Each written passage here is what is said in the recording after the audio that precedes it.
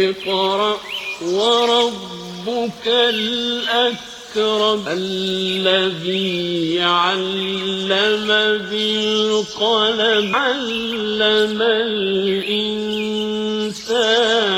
ما لم يعلم. دنیا کی کسی چیز کی تعریف حقیقت میں اللہ ہی کی تعریف ہے. مولانا مقبول احمد ندوی، جامعہ اسلامیہ جامعہ آباد میں حمدیہ مقابلے کا انعقاد. ہندوتوا کے گنڈوں نے ہی میرے بیٹے کا قتل کیا تھا، وہ ناقابل معافی گنڈے ہیں. مقتول پروین پجاری کی ماں کا بیان. مسلم طالبات کے برقع پہننے پر اعتراض جتایا، کالج نے ہندو طالبات کو دی زعفرانی رومال اوڑھنے کی اجازت. مایاوتی کی ریلی میں بھگدڑ، 2 خواتین ہلاک، وزیر اعلیٰ نے 2 لاکھ کے معاوضے کا اعلان کیا. سلامتی کونسل میں شام سے متعلق روسی قرارداد اکثریت سے مسترد، قرارداد بار بار ناکامی سے دوچار. ٹائمز میگزین کے سرِ ورق پر قرآنی آیت کا حوالہ، شام کے امدادی کارکنان کی خدمات کو شاندار خراج تحسین پیش.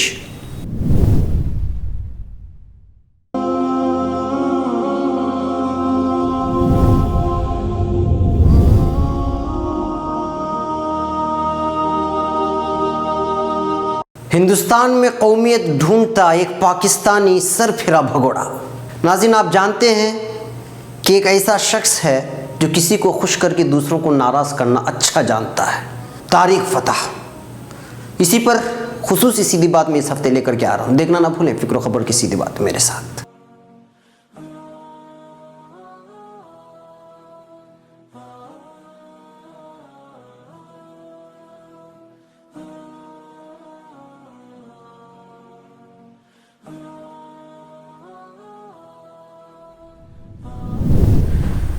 ناظرین، اب خبریں تفصیل سے. بھٹکل. کل رات بعد نماز عشاء طلبہ جامعہ اسلامیہ کی تنظیم اللجنۃ العربیہ کے زیر اہتمام حمدیہ مقابلے کا انعقاد کیا گیا، جس میں طلبہ نے اپنی سریلی آوازوں میں حمدیہ کلام پیش کیا. اس مقابلے کو 2 حصوں میں تقسیم کیا گیا تھا. حزب اول میں پنجم عربی سے ہشتم عربی تک کے طلبہ شریک تھے، جبکہ سفلا میں پنجم عربی سے نیچے تک کے طلبہ نے حصہ لیا. جلسے کی صدارت کر رہے محتمی میں جامعہ اسلامیہ بھٹکل مولانا مقبول احمد کوبٹ ندوی نے کہا کہ سب سے بہترین حمد الحمدللہ رب العالمین سے خود اللہ نے بیان کی ہے، اور اس سے بہتر اور اعلیٰ کوئی حمد نہیں ہو سکتی. اور اس کے علاوہ ہم دنیا کی کسی چیز کی بھی تعریف کریں، حقیقت میں وہ اللہ ہی کی تعریف ہوتی ہے. اس اعتبار سے دیکھا جائے تو ہمارا پورا دن کا معمول حمد اور اللہ کی تعریف کا ہوا ہوتا ہے. مولانا نے اس مقابلے میں شریک طلبہ کو خصوصی مبارکبادی پیش کرتے ہوئے کہا کہ جنہوں نے اس مقابلے میں حصہ لیا وہ ان طلبہ کے مقابلے میں مبارکبادی کے لائق ہیں جنہوں نے اس میں حصہ نہیں لیا. ملحوظ ہے کہ حزب اول میں مقام سلمان بن انور رتناگری، دوم مقام محمد حسن عبد المطلب ڈی ایف اور سوم مقام جلال الدین شماس ابن اعجاز گولٹے نے حاصل کیا، جبکہ حزب ثانی میں اول نصیر احمد ابن محمد نعیم طاہر، دوم زفیف ابن محمد زبیر شنگیری اور سوم نمبر پر اصغر احمد ابن مولانا اسامہ صدیقی ندوی رہے. حزب اول میں حکم کے فرائض مولانا عمر خلیفہ ندوی، جناب اسحاق الدین صاحب، اور حزب ثانی میں مولانا سمان خلیفہ ندوی اور مولانا شاہین قمر ندوی نے انجام دیے. اللجنۃ العربیہ کے جنرل سیکریٹری عبدالواسع پیشمام نے حاضرین کا شکریہ ادا کیا. نظامت کے فرائض فرحان قاضی اور مستجاب پیشمام نے بحسن خوبی انجام دیے. رات 11:30 بجے دعائے کلمات پر حمدیہ مقابلہ اپنے اختتام کو پہنچا. اسٹیج پر نائب مشرف اللجنہ العربیہ مولانا نعمت اللہ عسکری ندوی وغیرہ موجود تھے، اور مولانا موصوف نے اپنی جانب سے طلبہ کو خصوصی انعامات سے بھی نوازا. اڈپی. 1.5 ماہ قبل مویشیوں کے نقل و حمل کے الزام میں گھیراؤ کر کے زعفرانی گنڈوں کی جانب سے پیٹ کر ہلاک کیے جانے والے پروین پجاری کی ماں نے اپنا دکڑا بیان کرتے ہوئے کہا ہے کہ میرے بیٹے کو زعفرانی گنڈوں نے قتل کر دیا اور میں انہیں کبھی معاف نہیں کروں گی. چلو اڈپی سوابھیمانی جتھا سے جڑے افراد نے جب پروین پجاری کے گھر پہنچ کر اس کے والدین کو دلاسا دلانے کی کوشش کی تو اس کی ماں نے ہی سارا الزام ہندوتوا گنڈوں کے سر تھوپا اور کہا کہ اس کے قتل کے پیچھے زعفرانی گنڈوں کا یہ ہاتھ ہے جنہوں نے میرے لاڈلے بیٹے کا قتل کر دیا اور دکھ میں ڈال دیا. پروین کی ماں نے کہا کہ ہم بھی مویشی پالتے ہیں اور ہمارے گھر پر بھی مویشی ہے، لیکن ہندوتوا گروہ جنہوں نے میرے بیٹے کا قتل کر دیا وہ مویشیوں سے محبت نہیں رکھتے، بلکہ مویشیوں کے نقل و حمل پر روک لگانے کے پیچھے وہ اپنے غنڈہ گردی کا مظاہرہ کر رہے ہیں. ملحوظ رہے کہ 17 اگست کو سنتے کٹے کے مقیم بی جے پی مقامی لیڈر پروین پجاری کو غیر قانونی مویشیوں کے نقل و حمل کے الزام میں ہندوتوا کے قریب 35 کارکنان نے حملہ کرتے ہوئے پیٹ کر ہلاک کر دیا تھا. بتایا جا رہا ہے کہ پروین کی ایک ٹیمپو رکشہ اور ایک مرغی کی دکان تھی جس سے اس کا اور اس کے گھر والوں کا گزر بسر ہوا کرتا تھا.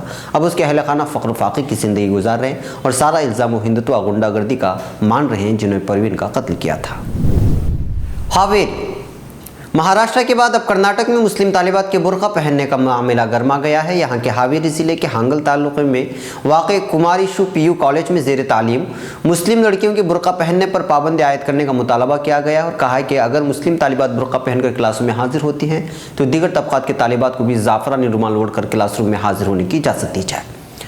سنگھ پریوار کی ان حرکتوں سے برہم ہو کر مسلم تنظیموں نے بھی کالج انتظامیہ سے اپیل کی کہ لڑکیوں کی برقع پہن کر کلاس روم میں حاضری پر پابندی عائد نہ کی جائے۔ ایسا کرنے کی صورت میں برقع پہننے والی لڑکیاں تعلیم سے محروم رہ جائیں گی اور اس کا ذمہ دار کالج انتظامیہ کو ٹھہرایا جائے گا۔ آخر میں کالج انتظامیہ نے مسلم طالبات کو نہ صرف برقع پہننے بلکہ ہندو طالبات کو زعفرانی رومال اوڑھ کر کلاس روم میں حاضر ہونے کی اجازت دے دی۔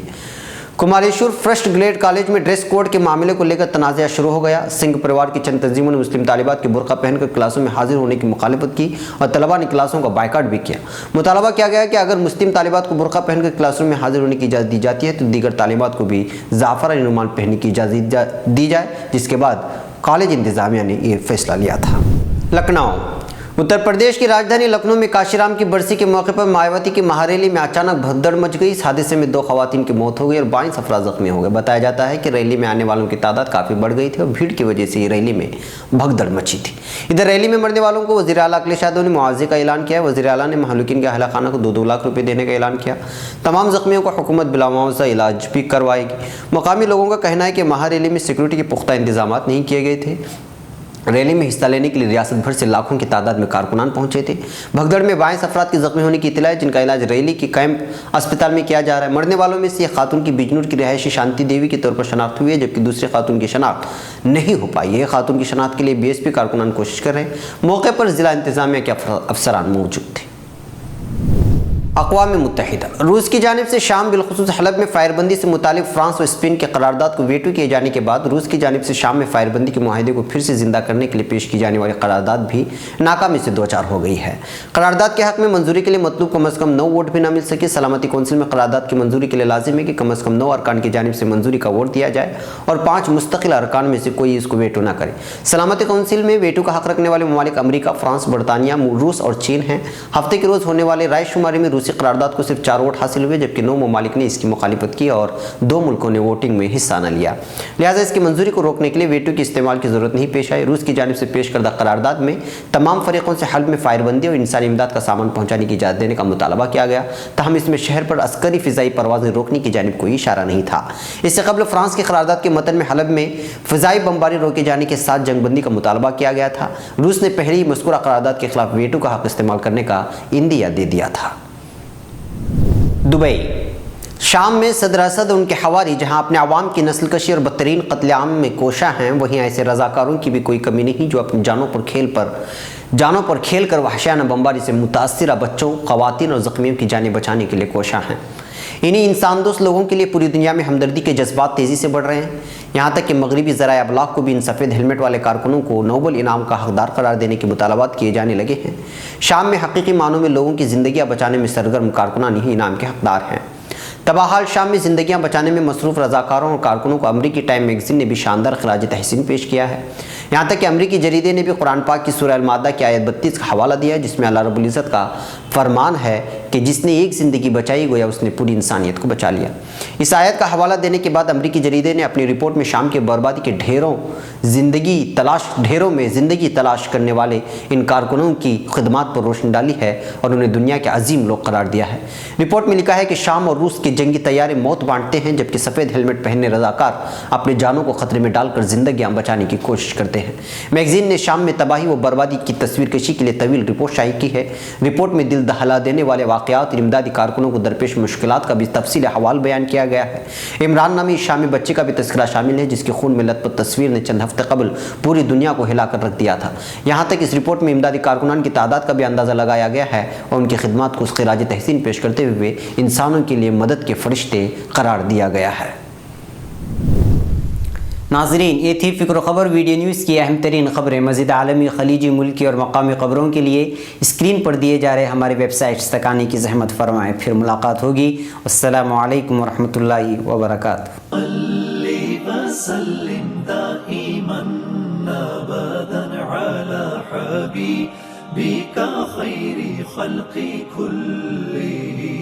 مولاي صل وسلم دائما أبدا على حبيبك خير خلق كلهم مولاي صل وسلم دائما أبدا على حبيبك خير خلق كلهم مولاي صل وسلم